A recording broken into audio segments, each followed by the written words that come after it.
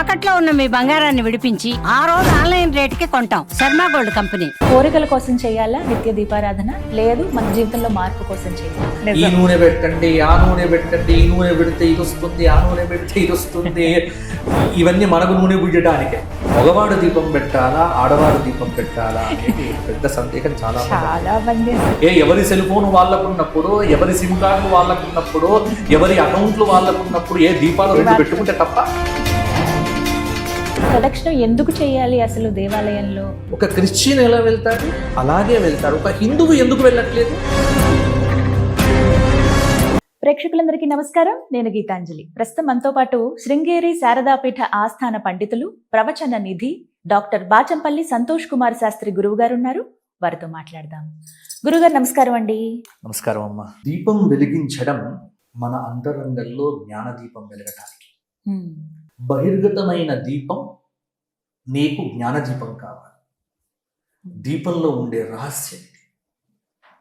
ప్రతి పూజలో దీపారాధన ప్రారంభమవుతుంది. మొట్టమొదలు చేసేదే మనం దీపారాధన.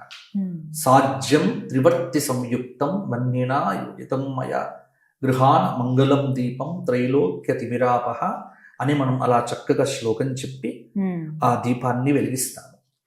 ఇది భారతీయ సంస్కృతి. ఎందుకంటే జ్యోతి అంటే సాక్షాత్తు తామగ్నివర్ణాం తపసా జ్వలంతీం. దుర్గా సూక్తంలో అక్కడ వెలుగుతున్నటువంటి చైతన్యం అంటే ఆ చైతన్యమే దైవం. మొట్టమొదలు దీపంలో అగ్నిని వెలిగించి ఆ చైతన్యంలో భగవత్ శక్తిని దర్శిస్తాం. పూజ మొదలయ్యేదే చైతన్య ప్రభావాన్ని వ్యక్తం చేయటానికి. సర్వ చైతన్య రూపాం తాం ఆద్యాం విద్యాంచ ధీమహి బుద్ధిం యానః ప్రచోదయాత్.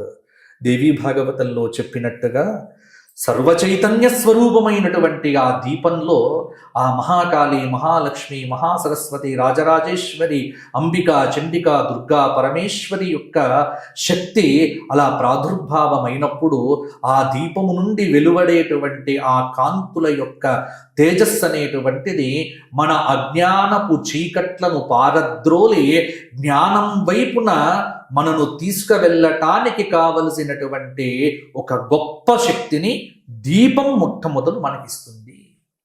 కాబట్టి దీపారాధన చాలా రహస్యం. అందుకే ప్రతి చోట మీకు ఇంకొకటి అర్థం చేసుకోవాల్సింది ఏమిటంటే, ఎవరైనా పోయినప్పుడు కూడా దీపం పెట్టాలి. అంటే అది నియమమే. పెడుతూ ఉంటారు, పెట్టాలి. పోయినప్పుడు శవం దగ్గర పెట్టే దీపము ఒక్క వత్తితో పెడతారు. ఒకే ఒక్క వత్తి ఉంటుంది. ఒక్క వత్తితో పెడితే, అంటే ఈ మధ్య కాలంలో ఎందుకు ఈ మాట చెబుతున్నానంటే, ఎవరైనా పోయారు అంటే మాకు అశౌచం వచ్చింది కాబట్టి మా ఇంట్లో దీపారాధన మానేశాము, సంవత్సర కాలము 6 నెలలు పెట్టట్లే, 10 రోజులు పెట్టట్లే. అసలు 10 రోజులు సంవత్సరం పెట్టడం అనేటువంటి దీపం మానేయాల్సిన పని ఎప్పుడూ లేదు.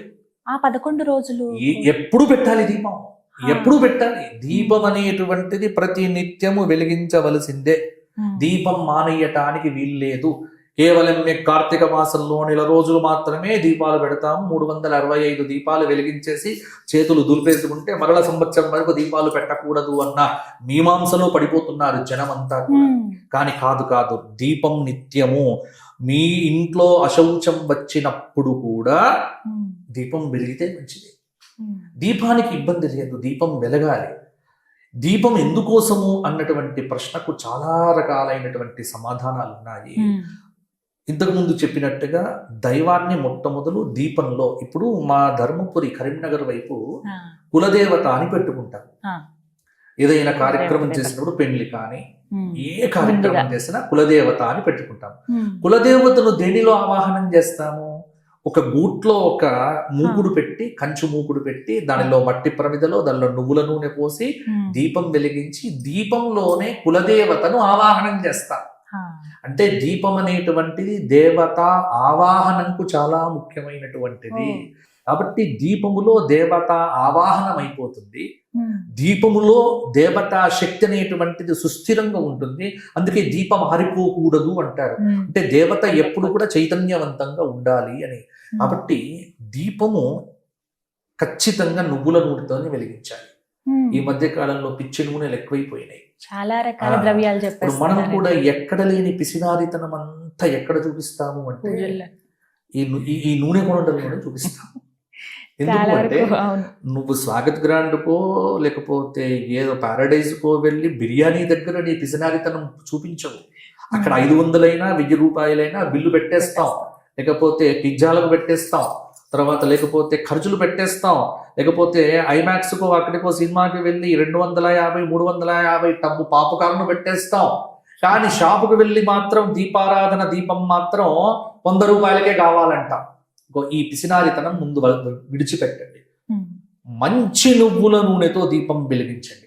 ఇంకా వేరే నూనె, అసలు తైలం అంటే ఏంటమ్మా? ఉమ్. తిలలు అంటే నువ్వులు, తిలల నుంచి వచ్చేది నూనె. తైలం. ఆ. తైలం అంటే నూనె. అసలు నూనె అంటేనే నువ్వుల నూనె. ఆహా, అసలు ఇంకా వేరే ద్రవ్యం ఏది? వేరే ద్రవ్యం ఎందుకమ్మా? అసలు నువ్వుల నూనెతోనే దీపం వెలిగించాలి. ఓహో. ఈ మధ్య కాలంలో ఈ ఎక్కువైపోయి మార్కెటింగ్ స్కిల్స్ ఎక్కువైపోయి రకరకాల నూనెలు అంటగడుతున్నారు.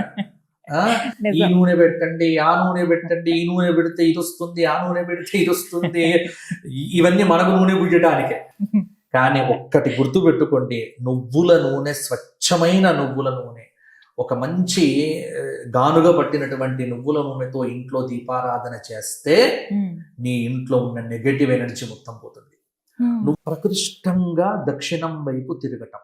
ఇక్కడ ప్రదక్షిణము అనేటువంటి మాట ఆ వ్యుత్పత్తిని బట్టి చూస్తే కూడా తెలుస్తుంది. ఉమ్. ఇక్కడ ఏమిటి అంటే భగవంతుడి చుట్టూ తిరగటం, ఉమ్. గర్భాలయం చుట్టూ తిరగటం. ఉమ్. గర్భాలయం చుట్టూ ఎందుకు తిరగాలి అన్నప్పుడు దానిలో వైజ్ఞానిక రహస్యాలు చాలా ఉన్నాయి. ఉమ్. గుడిలో అడుగు పెడుతున్నప్పుడే వాతావరణం మారిపోతుంది, మొత్తం వాతావరణం మారిపోతుంది. ఉమ్. మన ఇల్లు వేరు, ఎందుకంటే గుడి ఆగమం ప్రకారం నిర్మించబడ్డది. జామెట్రీ లెక్కలు ప్రస్ఫుటంగా ఉంటాయి. గర్భాలయం ఏమిటి, అంతరాలయం ఏమిటి, ముఖమండపం ఏమిటి, ధ్వజస్తంభం ఏమిటి, ధ్వజస్తంభం దగ్గర ఉన్న బలిపీఠం ఏమిటి, ఆ ధ్వజస్తంభానికి గర్భాలయ గోపురానికి ఉన్నటువంటి మధ్యలో ఉన్న సంబంధం ఏమిటి, మధ్యలో ఎన్ని స్తంభాలు ఉండాలి, ముఖమండపంలో ఎన్ని స్తంభాలు ఉండాలి, ఆ స్తంభములు ఎలా ఉండాలి, ఆ గోపురం పైన ఏ ఆగమానికి సంబంధించిన గుర్తులు ఉండాలి, దానిపైన ఏ చక్రములు ఉండాలి, దానిపైన సుదర్శనం పెట్టాలా లేదా అమ్మవారిది శ్రీచక్రం పెట్టాలా, ఇలా ప్రతిదానికి లెక్క ఉంది. మన దాంట్లో శాస్త్రం ఉంది, సంప్రదాయం ఉంది. అంటే మొత్తం అంతా అక్కడ ఒక శక్తి వలయంగా మారుస్తున్నాం. ఇది కంటికి కనిపించదు, కానీ అద్భుతమైన ఒక శక్తి దేవాలయం చుట్టూ ఉంటుంది, పాజిటివ్ ఎనర్జీ. దేవాలయంలోకి వెళ్ళి కూర్చుంటే మనలో ఉన్న వ్యతిరేక శక్తులు తొలగిపోవాలి. అక్కడ వ్యతిరేక శక్తులు ఉండకూడదు. కాబట్టి దేవాలయం పవిత్రంగా ఉండాలి అంటే అర్చన బాగా జరగాలి, దేవాలయంలో నియమాదులు చక్కగా జరగాలి, సంప్రదాయాన్ని పాటించాలి. ఇవన్నీ జరగటం ఒక ఎత్తు అయితే, ప్రదక్షిణం ఎందుకు అంటే ఇంతకు ముందు చెప్పింది, దేవాలయం చుట్టూ మొత్తం ఒక ఆవరణాత్మకమైన శక్తి ఉంటుంది. ఈ శక్తి మధ్యలో మనం నడుస్తూ ఉంటే మన లోపల ఉన్నటువంటి వ్యతిరేక శక్తులు, నకారాత్మకమైనటువంటి శక్తులన్నీ కూడా క్రమక్రమంగా దూరమైపోయి శరీరము శుద్ధైపోయి, దేహము శుద్ధైపోయి, లోపల ఉన్నటువంటి ఇంద్రియాలు శుద్ధి అయిపోయి మనము మరిచిపోయేటువంటి తాదాత్మ్య స్థితిలోకి వెళ్ళగలిగినప్పుడు ఇక దేవాలయానికి వెళ్ళాల్సిన పని లేదు.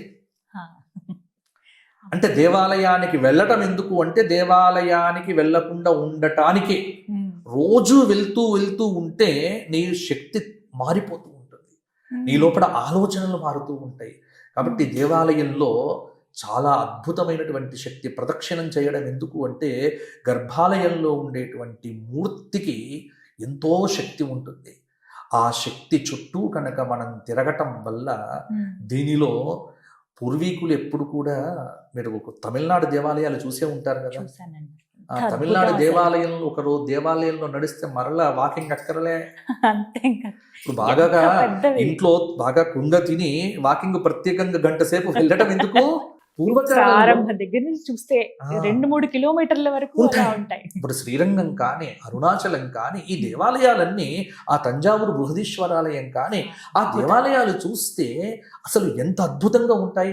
ఆ దేవాలయాలలో నడుస్తూ పోతూ ఉంటే ఇంకా వాకింగ్, ఈ ఎనర్జీ ఇవేవి ఎక్కడలే.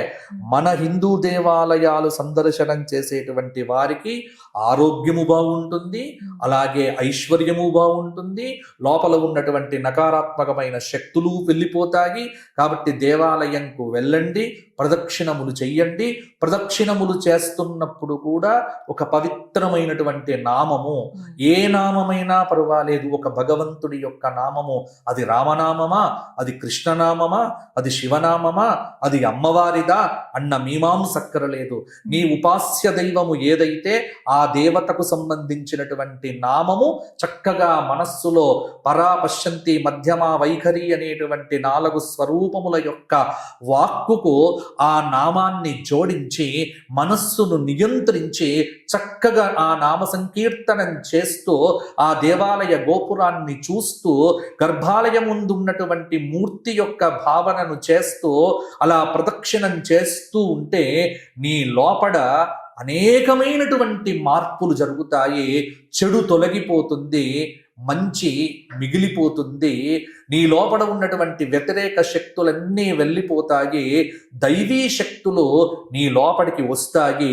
దైవీ శక్తుల యొక్క కలయికతో నీ మానవాతీతమైనటువంటి ఒక అద్భుతమైనటువంటి జాగృతమైనటువంటి ఒక శక్తి అనేటువంటిది నీ యందు ప్రస్ఫుటంగా ఉంటుంది. కాబట్టి దేవాలయంలో ప్రదక్షిణములు చేసేటప్పుడు ఇటు మంత్రము, నామజపము, మూర్తి దర్శనము, అంతరంగ దర్శనము చేస్తూ ప్రదక్షిణం చెయ్యమని శాస్త్రము చెప్తుంది. చాలా చక్కగా అలా చెయ్యగలిగితేనే ప్రదక్షిణం అవుతుంది. మాట్లాడుకుంటూ, ఫోన్ మాట్లాడుకుంటూ, అక్కడ చెత్త కబుర్లు చెప్పుకుంటూ, అక్కడ పిల్లలు చూస్తూ ఉంటాము. పిల్లలు ప్రదక్షిణాలు చేస్తూ ఉంటే ఏదో క్రికెట్ గురించి మాట్లాడుకుంటూ, వద్దు, నిశ్శబ్దంగా చెయ్యాలి. నీతో నీవు మాట్లాడుకో. ఇప్పుడు మనిషి తనతో తాను మాట్లాడుకోవడం లేదు, ఎక్కడ అది కోల్పోయాడు. ముందు మనతో మనం మాట్లాడుకోవాలి. పూజాగదిలో మనం చేసే ప్రక్రియని అది.